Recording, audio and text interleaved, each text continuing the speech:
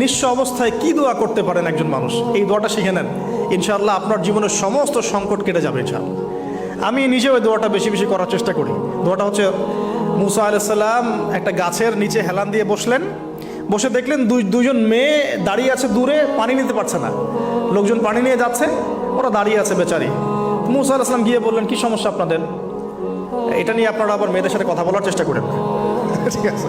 তো মাহারাম গায়রা মাহারাম মেনে চলে। তারা বললেন যে আমাদের বাবা অনেক বৃদ্ধ মানুষ, আমরা পানি নিতে পারি না যতক্ষণ না আমাদের কম পানি নিয়ে চলে যায়। মুসা আলাইহিস সালাম তো একটু বললাম না, ফিজিক্যালি খুব স্ট্রং ছিলেন, থাকে না বডি বিল্ডার, সামনে গিয়ে কথা বলে সরো পানি দিতে দাও, তখন মানুষ একটু মূল্যায়ন করে না। তো মুসা আলাইহিস সালাম এভাবে পানি নিয়ে দিলেন এবং বাছুরদেরকে পানি পান করালেন, করিয়ে গাছের নিচে এসে বসে আছেন। বসে বসে তিনি দোয়া করছেন, এই যে দোয়াটা তিনি দোয়া করছেন, রব্বি, একটা নেক কাজ করলেন, নেক কাজ করলেন না, মানুষের উপকার করলেন, নেক কাজ করে এসে গাছের নিচে বসে দোয়া করছেন, আল্লাহ এখানে তো আমার খাবার পানি বাসস্থান কিছুই নাই, আমি কি করব? রব্বি ইন্নি লিমা আনজালতা ইলাইয়া মিন খায়রিন ফাকির, রব্বি ইন্নি লিমা আনজালতা ইলাইয়া মিন খায়রিন ফাকির। আবার বলেন, রব্বি ইন্নি লিমা আনজালতা ইলাইয়া মিন খায়রিন ফাকির। অর্থ হচ্ছে, হে আল্লাহ, তুমি তোমার পক্ষ থেকে আমার উপরে যে নেয়ামতগুলো দিবে, আমি এর জন্য ফকির হয়ে বসে আছি আল্লাহ। অর্থ বুঝে পড়বেন ভাই, নামাজ রোজা হজ জাকাত যাই করেন আল্লাহর ওয়াস্তে অর্থ বুঝে পড়বেন।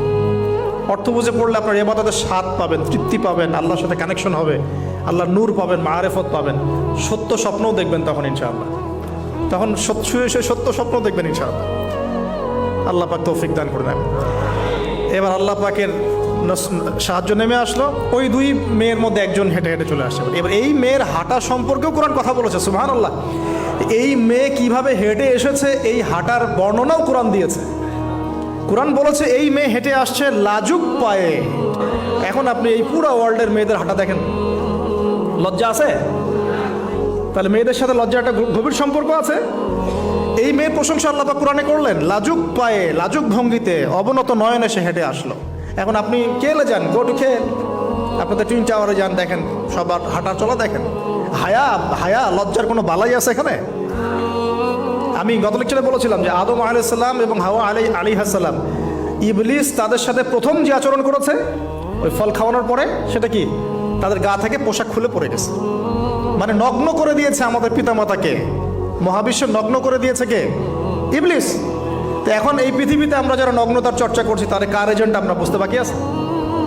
আমার কথা কি বুঝতে পারছেন কি না? এই কানেকশন মেলানোর চেষ্টা করেন, ডটসগুলো মেলানোর চেষ্টা করেন। সামনে যাই প্রিয় ভাই, এই মেয়ে এসে বলছে, আমার বাবা আপনাকে ডাকেন, আমার বাবা আপনাকে ডাকছেন। তিনি গেলেন, বাবা শুআয়ব আলাইহিস সালাম।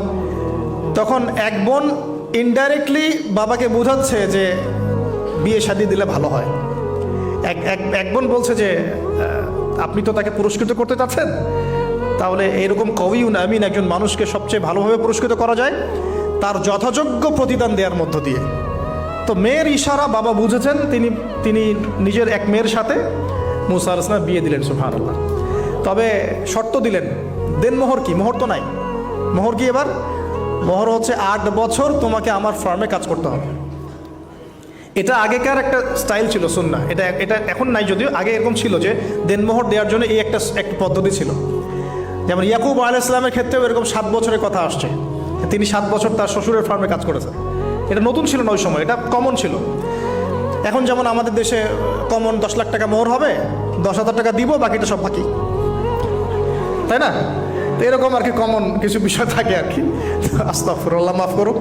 বলবে বাসরাতে, বলবে আমাকে মাফ করে দাও। শুরুতেই নিজের গায়রথহীনতার পরিচয় দিল। আবার এদিকে শ্বশুরের কাছে মাশাআল্লাহ মোটা অঙ্কের ডোনেশন নিতে চাচ্ছে, যৌতুক। বিয়ে আমাদের ওখানে মাশাআল্লাহ মানে কেনা বেচা।